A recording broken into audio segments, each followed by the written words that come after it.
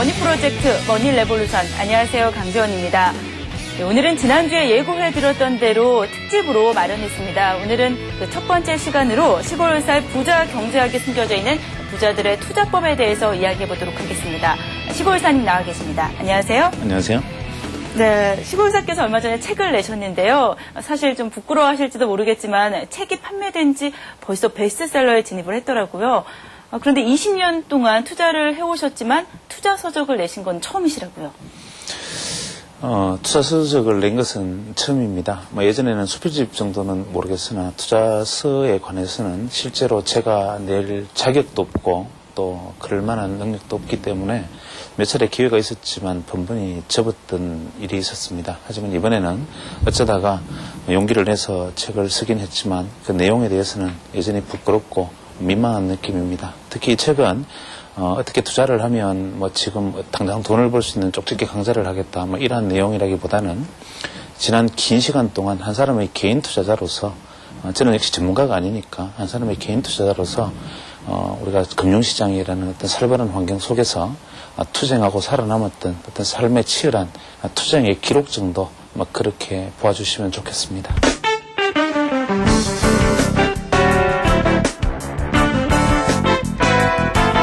제목이 부자 경제학입니다. 평소에 그 시골사님의 부자론, 상대적 개념을 들어서 말씀을 많이 해주셨는데요. 자주 말씀하시던 이야기지만 오늘의 주제를 시작하기에 앞서서 그렇다면 과연 부자는 얼마를 가지고 있어야 부자인가, 부자는 과연 무엇인가에 대해서 말씀을 좀 먼저 해주세요. 부는 이 두 가지 관점에서 볼 수가 있습니다. 한 개인의 관점에서 놓고 생각한다면 부는 곧 양식이지요. 지금 내가 먹고 살고 생활하는 부분들, 필요한 경제적 분량이 있을 것이고 또 미래에 내가 현재 예측하지 못하는 어떤 상황이 닥치더라도 현재처럼 내 일용할 양식을 충분히 채울 수 있는 경제적인 범위, 이것을 우리가 부라고 만약에 부른다면 실제 지금 이렇게 말씀드리는 부라는 것은 참 필요하고 건강하고 필수적인 것입니다. 하지만 두 번째 관점에서의 부는 내가 소위 말하는 일용할 양식을 넘어서는 부가 있을 수 있지요. 물론 여기서 말하는 일용할 양식의 부라는 것은 살과 보리, 밀가루를 사 먹는 식량을 구하는 부라기보다는 우리가 인간으로서 어떤 살아갈 수 있는 최소한의 어떤 많은 범주들을 포함하는 것입니다. 내가 예를 들어서 음악에 취미가 있다면 음반을 사 모을 수도 있고, 경우에 따라서는 가족과 함께 움직일 수 있는 승용차도 필요하고, 또 때에 따라서 그림을 좋아하면 미술품을 하나 구입할 수도 있겠지요. 하지만 이 모든 것은 내가 사용 가능하고 내게 필요한 부분들이라면 그 크기가 얼마가 되든 그것은 실제로 일용할 양식의 범주에 드는 것입니다. 하지만 그 일용할 양식의 범위에 들지 않는 부가 존재할 수 있지요. 이러한 부들은 기본적으로 권력이라는 속성과 맞닿아 있습니다. 부라는 것은 넘치면 그것을 나를 위해 사용하는 것이 아니라 사람을 부리기 위해서 사용하고, 그것은 부를 통해서 다른 사람을 좌지우지함으로써 내가 권력을 만끽할 수 있는 그런 물건으로 사용되는 것이기도 합니다. 그래서 우리가 추구하는 부라는 것이 기본적으로 내가 일용할 양식을 채우는 것이냐, 아니면 어떤 보이지 않는 권력에 대한 추구냐 하는 것을 스스로 규정을 하는 것이 중요할 것 같고, 여기에서 다루고 있는 것은 결국 전자의 문제를 다루고 있습니다. 그래서 전자의 문제 관점에서 놓고 본다면 부자란 내가 더 필요하지 않는 사람, 이것을 부자라고 볼 수 있겠지요. 더 필요하지 않는 부분을 갖는 것은 권력이니까 필요한 범위 안에서 더 필요하지 않는 만큼을 부라고 규정을 한다면 이것은 사람에 따라서 많이 다를 수가 있습니다. 예를 들어서 제가 굉장히 미술에 취미가 있어서 그림을 하나 구입하기 위해서 돈을 모은다면 그것도 부자가 되기 위한 갈망이라고 할 수 있지만, 네. 대신에 지리산에서 수도하는 스님이 더 이상 가질 필요도 없으니까 글망 하나, 그저 바로 하나만 가지고 있더라도 이것은 부자라고 볼 수 있죠. 그래서 부는 내가 필요로 하는 양을 얼마나 충족할 수 있는가, 또 그것이 충족되었는가, 그것을 부자라고 얘기할 수 있습니다. 그럼 이 2006년 올해를 기점으로 인해서 부자가 되고 싶은 사람들이 갖춰야 할 투자 마인드가 있을 것 같아요. 사실 시대에 따라서, 세월에 따라서 그 부자가 되기 위한 투자 방법이나 수단도 다르잖아요. 그럼 올해를 기점으로 해서 부자가 되고 싶은 사람들이 갖고 있어야 할 투자 마인드, 어떤 것들이 있을까요? 우리가 경제나 투자를 보는 그 눈에는 사실 통찰적인 부분이 있고, 또 혹은 부분을 보는 방법도 있습니다. 사실 통찰적으로 보면 일정 부분을 간과하면서 큰 눈으로 보아야 되는 흐름도 있죠. 그래서 경제나 어떤 투자의 관점에서도 역사성이나 어떤 철학적인 부분들도 분명히 상존하고 있습니다. 우리는 지금 눈앞에 보이는 어떤 가격의 움직임, 부동산이 올랐다, 주가가 조금 떨어졌다, 이런 관점에서 미시적인 부분만 자꾸 보지만 네. 통찰적 관점에서 바라보는 부분들이 좀 부족합니다. 하지만 부를 그 통찰적인 관점에서 바라본다면 지금 현재의 환경은 우리가 과거에 우리가 겪었던 소위 말하는 재테크의 환경과는 아주 큰 차이를 가지고 있습니다. 과거 우리가 그 개발 상태에 있을 때는 그 항상 경제가 크게 동력을 가지고 성장해 가고 있고 일자리는 충분하고 또 급여나 그 외 GDP 혹은 개인 소득은 지속적으로 증가하는 상태에 있었기 때문에 그 목표가 어떠하든 간에 오늘은 현재는 미약하였으나 미래가 창대하리라는 구절처럼 비록 현재는 내가 부족하다 하더라도 내가 열심히 살기만 한다면 내가 노력만 한다면 내게 주어질 수 있는 기회를 활용해서 내가 미래에 빈곤한 상황에 빠지지 않을 것이다라는 믿음들을 가질 수가 있었습니다. 그래서 과거에는 열심히 산다는 것 그 자체가 바로 투자였지요. 하지만 지금은 이러한 고도성장기가 정체가 되고 이러한 정체기에 들어섰을 때는 더 이상 사회적인 부가 확대되기가 어려운 상황에 놓였습니다. 네. 지금은 그동안 우리가 성장기 동안에 벌어들인 자산을 이제 모아서 이것을 어떠한 방향으로 재분배를 할 것인가 혹은 이것을 어디다가 어떤 식으로 활용을 해서 좀 더 늘려나갈 것인가라는 철학적으로 차이가 나는 국면에 도달해 있습니다. 그렇게 본다면 사실 좀 슬픈 일이긴 한데 과거에는 우리가 전부 플러스섬 게임이었죠. 재벌은 재벌대로 물론 더 많은 비율로 벌었지만 재벌은 재벌대로 벌었고 근로자는 근로자대로 급여가 지속적으로 늘어나고 또 아들을 낳으면 아들 일자리가 생기고 또 공장이 생기고 이제는 모든 사람들이 경제적 가치를 확대시켜 나갈 수 있었습니다. 지금은 모두가 정체 상태에 이르렀지요. 그러면 예전보다 우리가 먹고 살기는 좋아졌지만 대신 이제는 모두가 플러스섬으로 가는 것이 아니라 이제는 벌어놓은 부를 가지고 내가 너의 것을 가져와서 내가 더 배를 불리겠다라는 이 생존의 게임으로 내몰린 상태가 됐습니다. 그래서 지금의 재테크라는 것은 부의 재분배 과정, 즉 2차적 재분배 과정에 놓여 있기 때문에 지금은 축적된 부를 머니게임을 통해서 서로가 누가 더 많이 쟁취하느냐의 문제로 빠졌습니다. 이러한 것이 넓게 보면 과거에 부정한 수단으로 지나치게 축제를 했던 사람들에 대해서 사회적 기여를 하라는 요구로 나타날 수도 있지만 개인과 개인과의 관계로 놓고 본다면 결국은 내가 가진 자산과 당신이 가진 자산을 앞에 판돈으로 놓고 과연 두 사람 중에 누가 많이 가져가느냐의 게임으로 바뀌었다라는 것을 보면 상당히 이 재테크 열풍이라는 것이 철학적으로는 고통스러운 것이기도 하고 또 안타까운 일이기도 합니다. 네, 그렇다면 요즘같이 그 머니 게임, 금융 지식이 필요한 이때에 부자가 되기 위해서는 어떻게 해야 할까요?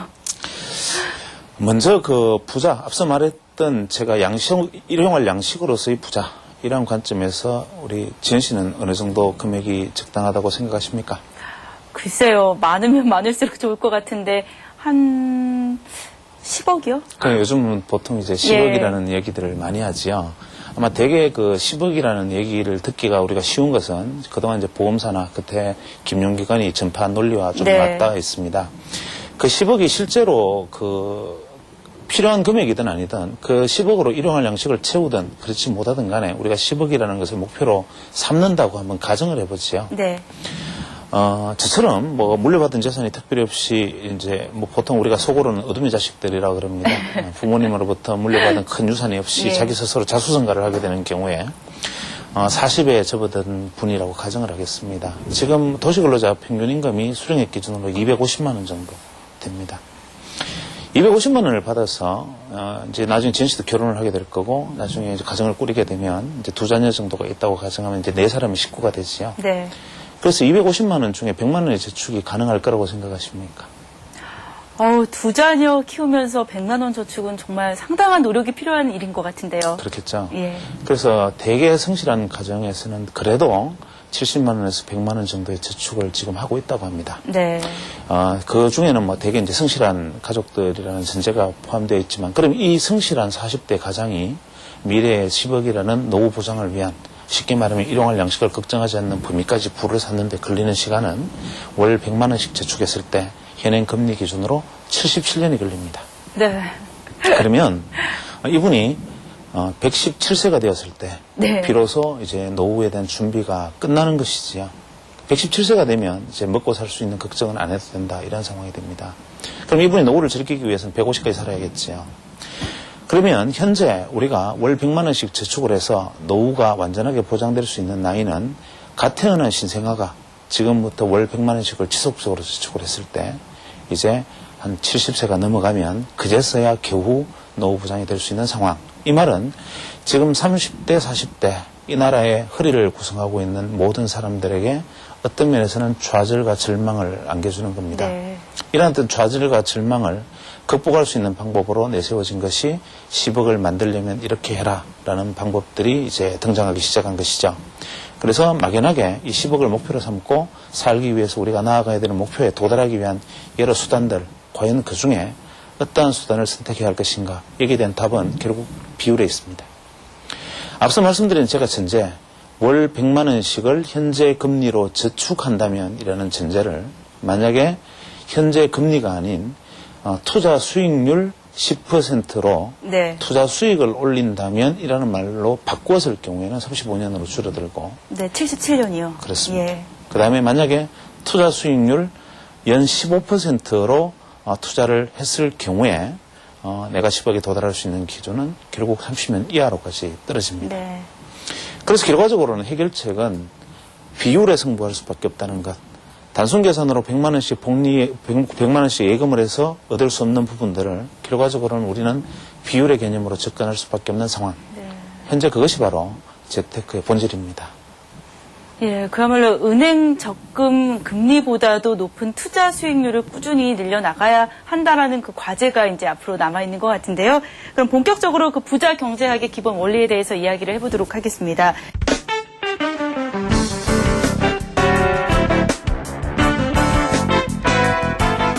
네, 책에서는 부의 형성을 위해서는 먼저 금리를 이해해야 한다는 얘기를 하셨는데요. 금리, 쉽게 와닿게 좀 설명을 좀 해주시죠. 금리는 여러 가지 일식집에 가면 주방장이 여러 개의 칼을 가지고 있듯이 정말 다양한 모습을 하고 있습니다. 경제를 바라보는 지표로서의 어떤 금리의 역할도 있을 것이고 혹은 부를 축적하는 수단으로서의 금리의 역할도 있고 또 혹은 투자 수익률이라든지 비율의 개념에서의 금리라는 측면에서 볼 수도 있습니다. 대개 금리가 가지는 가장 큰 장점은 무엇이냐면 지속적이고 안정 가능한 수익을 준다는 것입니다. 이 말은 대단히 중요한 개념입니다. 네. 예를 들어서 우리가 지금까지 작년에 주식 투자를 경험한 분들은 2배를 벌지 못했으면 바보다 소리를 듣기가 딱 좋았죠. 네. 부동산, 강남에 부동산을 가지고 계신 분들의 경우에는 3배 수익도 가능했죠. 네. 그래서 작년, 재작년에 부동산을 하든 주식을 하든 하다못해 금덩어리를 사 모으든 남들은 듣지도 못했던 선박펀드에 가입했던 어떠한 투자 수단이든지 무엇이든 행하기만 하면 거의 50% 이상의 수익을 보장받을 수 있었던 그런 행복한 시기도 존재했습니다. 하지만 원래 어떻게 되었습니까? 지금 재건축 아파트는 1억씩 하락하고 있고 주식시장은 고점 대비 이미 15%까지 하락을 한 상황입니다. 이랬을 때 우리는 여전히 머릿속에는 어떤 것이 남아있느냐 하면 작년, 재작년에 어떤 환상적인 수익률에 대한 기대감, 미래에도 그럴 수 있을 것이라는 생각들을 하고 있죠. 하지만 금리가 가지고 있는 누적적이고 안정되어 있는 이런 수익률이라는 것은 금리가 가진 가장 의미 있는 본질입니다. 예를 들어서 우리가 투자 수익률을 생각을 한번 해보겠습니다. 제가 사례를 한번 들어보죠. 지금 지현 씨가 이제 1억이 있습니다. 1억 원을 연투자 수익률 10%씩을 올린다고 가정을 하겠습니다. 네. 별로 기분이 좋지 않으시죠? 10%면 너무 적으니까. 그런데 10%의 안정적인 수익률을 올릴 수 있는 투자 수단은 지금 있을 것입니다, 분명히. 10%씩만 지속적으로 30년간을 모으면 얼마쯤 될 것 같습니까? 1억씩 10%씩 35년간이요? 네네. 계산이 빨리 안 되는데 얼마나 되죠? 30년간 모으면 17억 5천만 원이 됩니다. 17억 5천만 원이요? 예. 어마어마한데요? 예. 그러니까 지금 1억만 있어도 30년 후에는 10억은 고사하고 그것보다 2배 가까운 금액으로 이 소위 말하는 부의 논쟁으로부터 해방될 수 있습니다. 네. 그렇지만 이 30년 중에 단 3번만 10년째, 20년째, 30년째 단 3번만 수익률이 안 나던 해가 있었다고 가정을 하죠. 그러면 30년의 투자 기간 중에 27년간의 수익을 냈고 딱 3해만 수익이 나지 않았다면 이 금액은 13억 1천만 원으로 줄어듭니다. 네. 17억 5천만 원에서 13억 천으로 엄청나게 큰 차이를 보이는 거죠. 한 가지 더 사례를 들어서 만약에 27년간 10%의 수익을 계속 냈지만 10년째, 20년째, 30년째 마이너스 10%의 수익률을 냈다고 가정을 하면 딱 세 번만 네. 냈다고 가정하면 어느 정도 될 것이라고 예측되십니까? 글쎄요, 27년간 계속 10% 수익률에다 마지막 그 3년째, 10년째, 20년째, 예, 30년째. 글쎄요, 마이너스 수익률 얼마나 깎일까요? 7억 5천만 원으로 줄어듭니다. 그러면 예. 실제로 우리가 30년간 10%의 수익을 낸 경우하고 27년간 수익을 내면서 딱 세 번만 마이너스를 낸 경우하고 비교를 해보면 자산이 2배 이상 차이가 나고 한쪽은 10억이라는 부를 가지고도 훨씬 더 남는 엄청난 부자가 되어 있지만 딱 세 번의 마이너스를 가져온 사람은 10억에 도달하지 못하고 여전히 아직까지 부를 향해서 갈망을 가져가야 되는 상황이 됩니다. 네. 이것이 금리입니다. 즉 금리라는 것은 예금이자 그것이 주는 어떤 크기, 파이 이것도 중요하지만 누적적이고 지속적이라는 것이죠. 그래서 제가 책에서 이런 얘기를 했습니다. 지난 20년간 한국 시장에서 투자를 한 결과를 보면 복리예금, 채권, 부동산, 주식의 순으로 수익률이 높았다.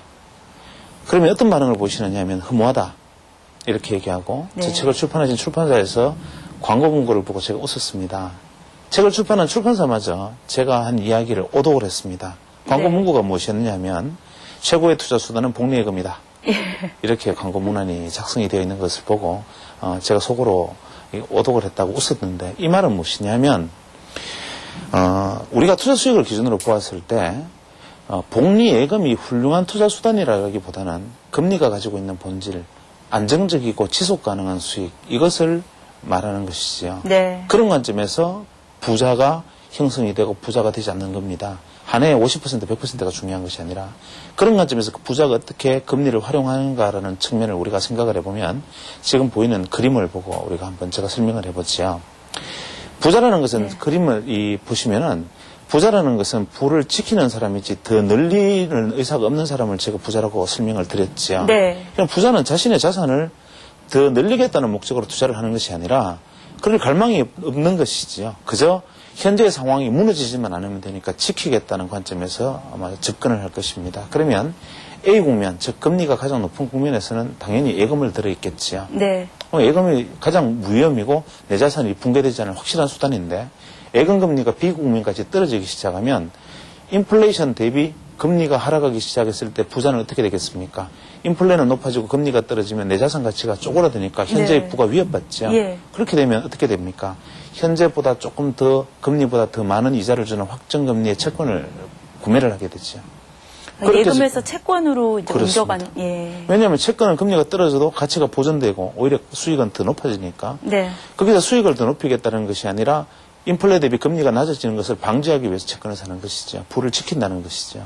그랬을 때 금리는 점점 더 하락을 하기 시작합니다. 하강 국면에 오면. 그래서 금리가 C 국면까지 도달하게 되면 이제는 채권 수익률이 더 이상 금리가 떨어지지 않겠다라는 관점이 오면 채권 수익률도 반등을 하락하게 되고 채권의 가치도 이제는 다시 가치가 떨어지기 시작하니까 이때는 채권을 팔고 이제는 무엇을 할까 고민을 하게 되죠. 네. 고민을 해보면 경기가 침체되어 있으니까 부동산이 있는데 10억을 주고 부동산을 내가 샀을 때 부동산 임대 수익률이 만약에 월 기준으로 10% 이상의 수익을 내어주는데 현행 금리는 3%도 되지 않는다.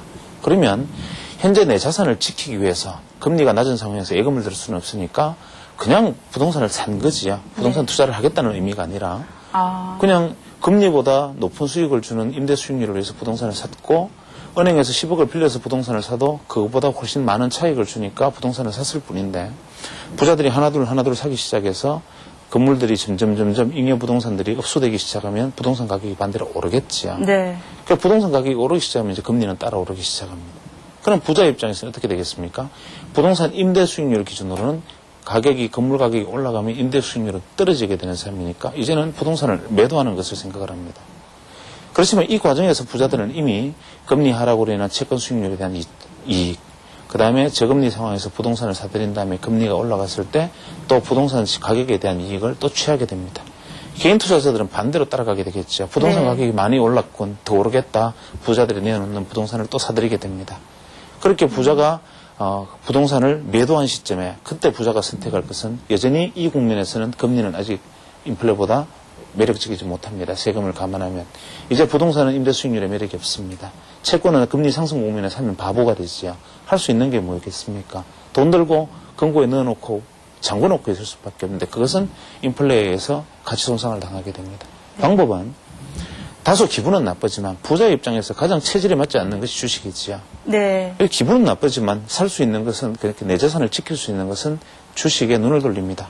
절대로 망하지 않을 것 같고 그래도 이자 수익률보다 높은 현재 저금리보다 높은 배당을 줄 수 있는 종목들 예를 들면 뭐 KTNG, 뭐 한국전력 이런 종목들이 될 수 있겠죠. 소위 말하는 그 블루칩들. 예. 이자를 주면서도 배당을 주면서도 앞으로 향후 20년이 지나도 망하지 않을 것 같은 종목들만 사드립니다. 네. 그로 인해서 주가가 다시 상승하기 시작하면 일반인들은 또 따라서 사게 되겠죠. 그러면 주가가 올라가고 자산 가치가 올라가고 또 금리가 올라갔을 때 부자는 어떻게 됩니까? 이제 금리가 충분한데 굳이 주식 투자할 이유가 없으니까 주식을 팔게 되겠죠. 이러한 일들이 반복되게 됩니다. 그러면 부자는 현재 A부터 시작해서 F까지 국면까지 도달하는 동안 단 한 번도 자기가 벌기 위해서 리스크를 부담하거나 자기가 벌어들이기 위해서 적극적인 투자 행위를 한 적이 없습니다. 일반인의 관점에서는 부자가 하는 행위에 따라서 계속 자산 가격이 움직이기 때문에 그 부자의 그림자를 쫓아서 계속 따라다닙니다. 네. 그럼 부자는 절대로 돈을 벌기 싫고 나는 내 자산을 지키기 위해서면 그저 나의 자산을 지키기 위한 행동을 했을 뿐인데 A 국민이 한 바퀴가 돌아서 다시 달걀에 자기 위치에 됐을 때는 자산이 2배, 3배가 늘어나 있습니다. 하지만 부자의 그림자를 밟은 개인 투자자들은 대부분 그 부자가 흘리고 간 쓰레기들을 치우느라고 자기의 자산을 절반으로 쪼그라들어 있죠. 이것이 바로 소위 말하는 금리에 대한 부자들의 인식이라고 볼 수 있습니다. 네, 말씀을 듣고 나니까 왜 부자들과 일반 투자자들이 그렇게 부자는 계속 부자가 될 수밖에 없고 일반 투자자는 왜 부자가 못 되는지를 조금은 이해할 수 있을 것 같은데요. 그 말씀하신 내용 중에 그 인플레가 금리만큼 중요하다는 이야기가 몇 번에 걸쳐서 나왔습니다. 이것이 과연 무엇인지 좀 자세히 설명을 좀 해주세요. 왜 인플레를 강조를 하느냐 하면 되게 물론 이제 투자나 경제에 관심이 있는 분들은 인플레에 대해서 충분히 관심을 가지고 있겠죠. 지금 현재 미국 시장이나 한국 주식시장의 조정의 논리도 결국 인플레에 대한 우려지요. 인플레라는 것은 기본적으로 내 돈이 쪼그라드는 겁니다. 인플레는 기본적으로는 경제라는 측면에서 보면 인플레는 대단히 유용한 물건이지요. 인플레가 없으면은 사회적 자산이 증가가 되질 않습니다. 인플레라는 것은 사회에 도로가 건설되고 항만이 건설되고 또 그 외에 어떤 건물이 올려지고 이렇게 자산이 늘어나기 때문에 화폐 가치가 떨어지는 겁니다. 네. 그래서 기본적으로 인류가 역사 발전을 계속 해온 단계에서는 과거에 동굴에서 도끼를 들고 맘모스를 잡던 상황 그때에 비해서 지금 사통팔달의 도로와 이 많은 산업시설들이 만큼의 가치가 결국 인플레 상승이지요. 그래서 어떻게 보면 자산 가치의 상승 그것은 곧 인플레입니다. 역사적으로 보면. 다만 자산 가치를 가진 사람의 입장에서는 자기 자산이 그만큼 늘어난 것이지만 근로자 입장은 틀립니다. 근로자는 자기가 받아서 가진 임금이 무엇인가를 사려 할 때 가치가 하락하게 되는 거죠. 네. 그래서 인플레라는 것은 현금으로 자산을 보유하는 사람 혹은 현금으로 급여를 받거나 수입을 받는 사람 입장에서는 굉장히 불리해지는 것이고 그것을 주거나 시설을 보유하고 있는 사람 입장에서는 유리해지는 겁니다. 네. 그래서 이러한 인플레라는 것을 극복하기 위해서 사실은 재테크가 태동한 것이지요.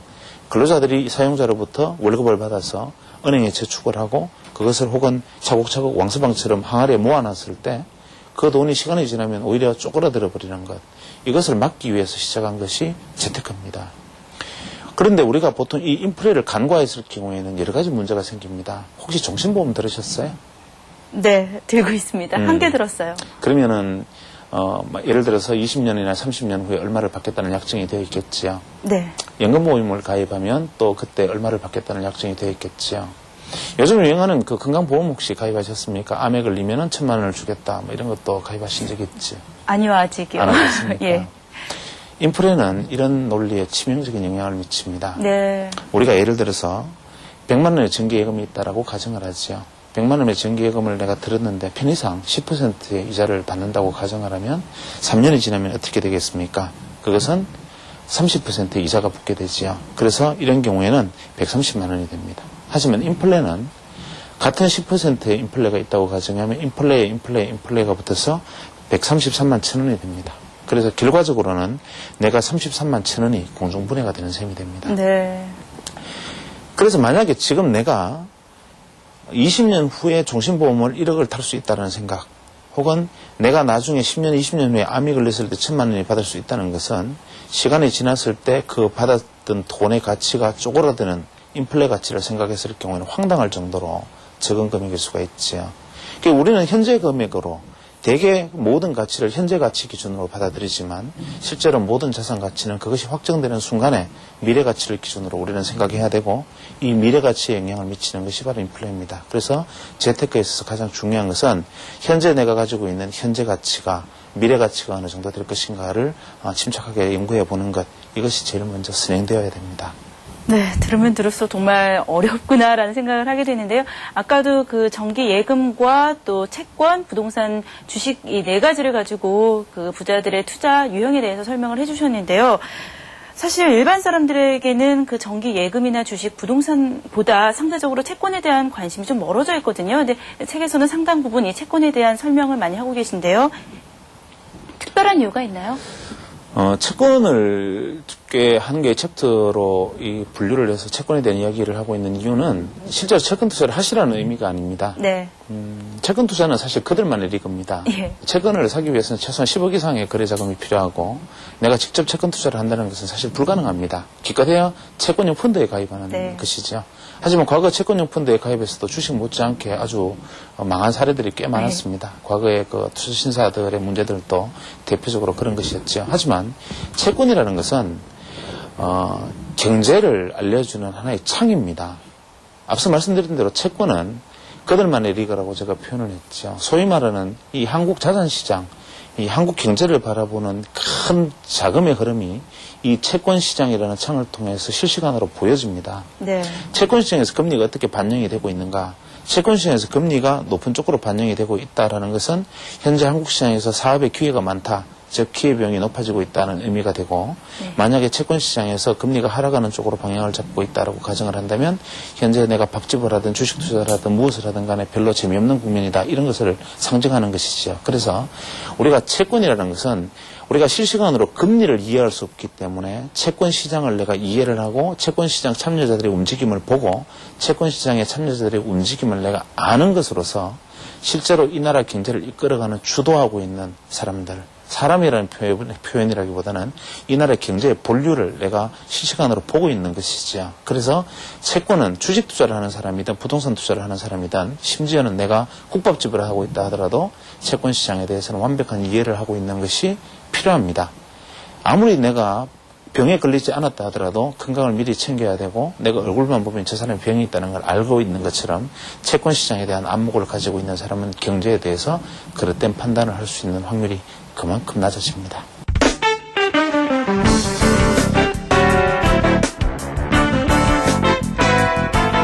네, 그 외에 또 많은 이야기를 나눠보면은 그 시세와 관련해서 그 싸다와 비싸다에 대해서 이야기를 하셨는데, 결국 이것이 심리적인 문제다, 심리적 불균형에서 오는 거다라는 말씀을 해주셨거든요. 어떠한 의미인가요?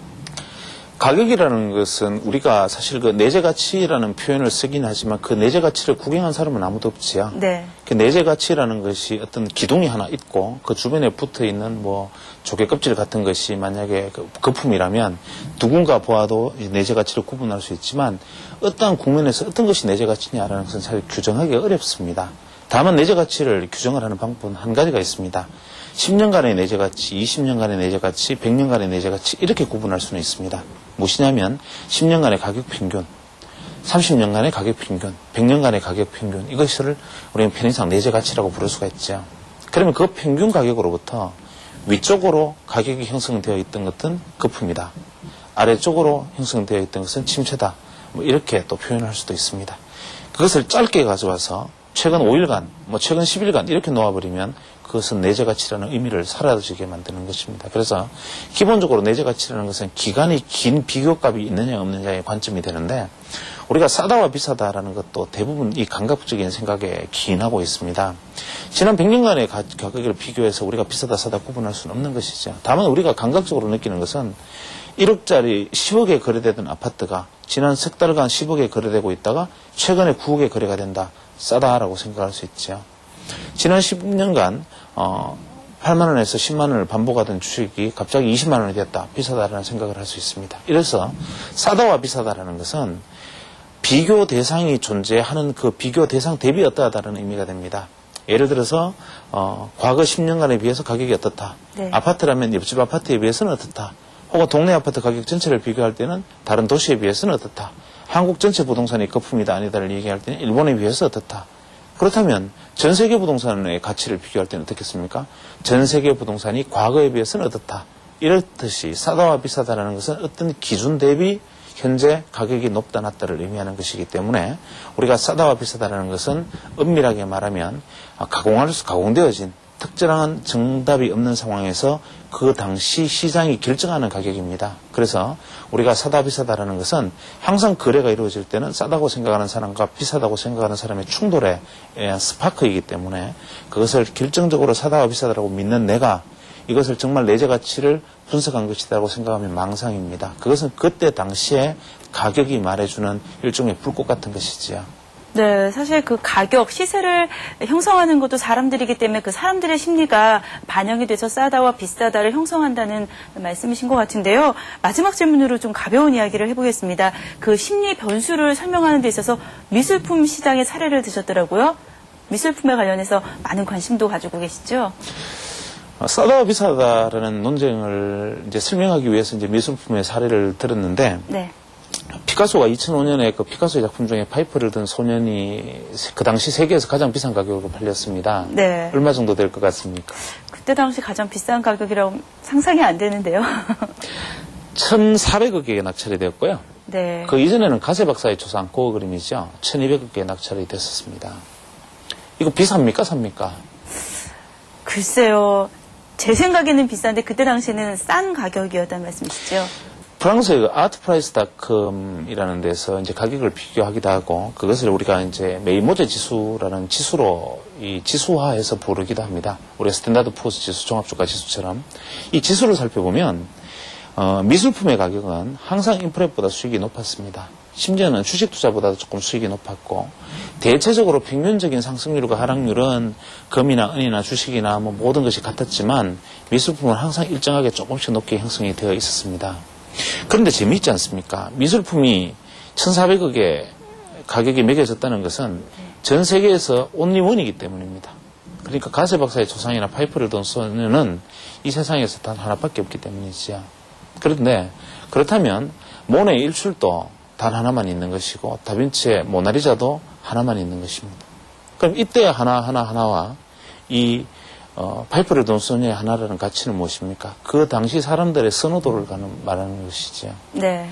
그럼 미술품 시장 전체가 평가되었다, 저평가되었다, 고평가되었다라는 사례를 한번 들어보면 한국 미술 시장은 좀 황당합니다. 그림의 가치를 떠나서 호당 가격으로 매기지요. 네. 크기에 따라서 이제 덩치만큼 예를 들면 저 같은 경우에 조상하기 굉장히 비싸겠지요. 그렇듯이 심리적 변수가 많이 작용하고 한국 시장이 미술 시장이 거품이다라고 보통 우리는 많이 얘기를 합니다. 이럴 때 한국 시장이 미술 시장이 거품이냐 아니냐의 기준은 어떤 것이겠습니까? 피카소의 파이프를 든 소년이 1,400억인데 예를 들어서 한국의 청경자 화백의 미인도가 예를 들어서 10억이다. 이러면 140분의 1의 가치를 가지고 있는가? 말도 안 돼. 이렇게 평가를 하는 것이겠습니까? 그것은 결과적으로 미술품 시장 역시도 거기에 유입되어 있는 유동성의 충돌에 의해서 가격이 형성되기 때문입니다.